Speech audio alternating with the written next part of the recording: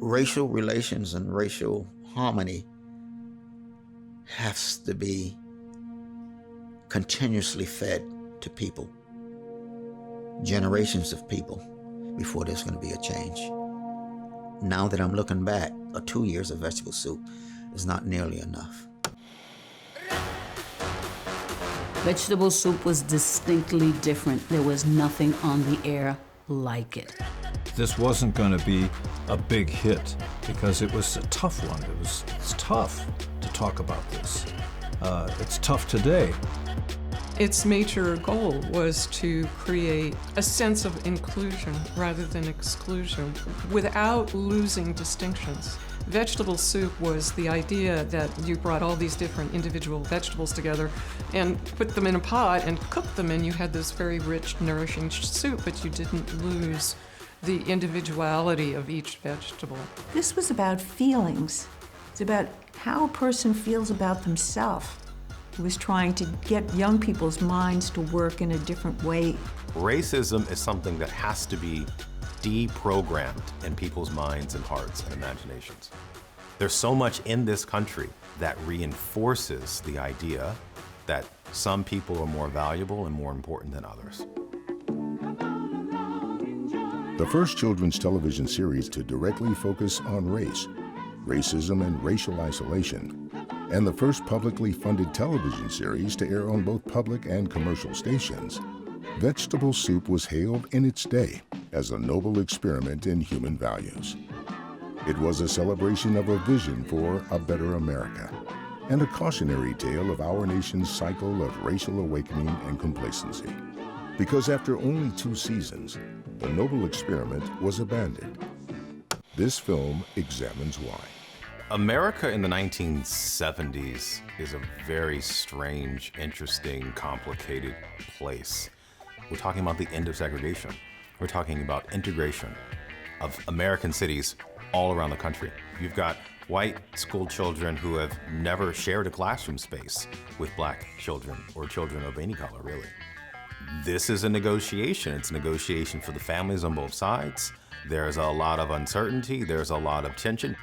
And in this context, you've got Vegetable Soup, this sort of powerful television program designed at exactly the right generation. The generation after the Civil Rights era, the generation where the idea of racial exchange and racial interaction needs to be something that we're thinking about in a forward, progressive way.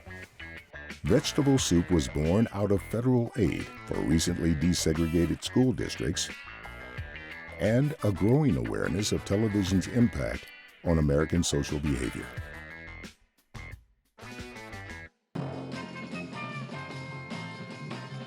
Just a few years earlier, the Children's Television Workshop introduced Sesame Street and reimagined the concept of educational programming for kids. But Vegetable Soup took a different approach, aimed directly at changing the groundwater of racial prejudice in America. When you feel different or that most people are not like you, it is probably because you feel like you're in a minority. Vegetable Soup could never have been as popular as Sesame Street or Electric Company because ABCs are safe, 1, 2, 3s are safe, singing and dancing safe, as opposed to showing a situation that might not be too comfortable because the child is of color. Hey, you didn't tell me he was black. You know, I don't like to hang around with them blacks. Vegetable Soup was the first program ever to deal with questions that children have about race and answer them directly. You had to be deeply truthful. Otherwise, it wouldn't work. Children would see that right away. They would see the falsity of it. You absolutely have to teach young people to not be racist, because there is everything within their world, particularly in America, telling them about their identities in ways that leads to racism. If you can familiarize young people with Black characters and Latino characters and Asian characters, and they can identify parts of themselves in those characters, then you're creating empathy that moves across racial lines. And empathy, when it moves across racial lines, can be the basis for political solidarity, economic solidarity, real equity.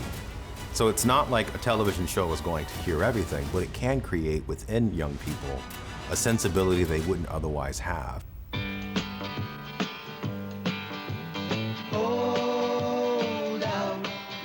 Vegetable Soup combined music, animation, puppetry, and live-action film to celebrate the value of multicultural diversity. That Vegetable Soup had the 5 principal cultures of the United States portrayed in different segments and were therefore multidimensional, was important to all of us at the time and is essential now. I don't think it was as radical then as it is now. There's so much conflict now between people of difference. And this was a show that said, none of that's valid. That's all how you look at things. Here's how we look at things. We're all equal. We all have value. And it celebrated it. And that's what I loved. It was the celebration of the difference in all of us. Mexican Americans throughout the states love guacamole. They think it's great. But the creators themselves weren't sheltered from the very forces they were trying to combat. I didn't know of any other black animators in New York. And I come to find out I was the only one at that particular year and time. And I was dubbed the Black Walt Disney. And to me, that was the kiss of death. That's like Hank Aaron breaking Babe Ruth's home run record. I don't think people wanted the Black Walt Disney. We'd cast these 2 Native American girls as the leads. We'd cast locals as actors. One day, Ginny sees our diner we had breakfast at every day for weeks. The girls are like, we went there once with our mom, and they refused to serve us. We sat there for an hour, and they wouldn't even acknowledge we were in the room. God, I'm sorry.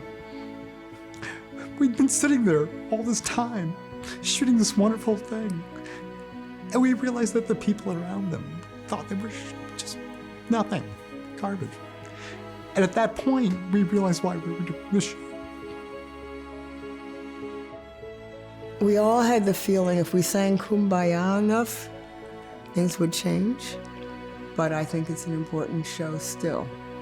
It just takes the courage to put it on the air. Do these shows actually change American attitudes? Well, it's hard to measure that. I will say, we are having lots of conversations about race in America. In fact, those conversations are so effective that you do have elected officials in office trying to stop these conversations by banning books and by preventing things like the 1619 Project, for example. I think that's an example of its efficacy. I don't see it so much as a defeat. I see it as actually something that's, useful.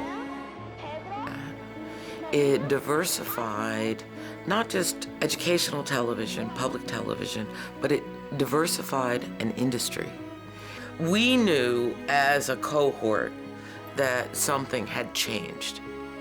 We grew up with Emmett Till, and we grew up with the 4 Little Girls. And so we knew that we were given an opportunity that was extraordinary. And we didn't want to fail because we didn't want to disappoint the people who had died to get us in those positions. So it was an amazing time. And then when Reagan came, shut it down. He shut it down. We've never really left the culture wars.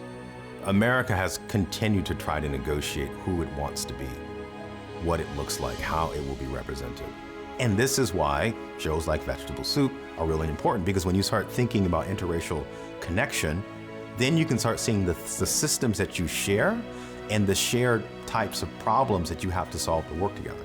So you might think of it as a love letter to the future in a way. It's a kind of hope that whether the programming is 1 year or 2 years, that there might be a future generation that will see this and see themselves and have the kind of conversations about where has America gone since then.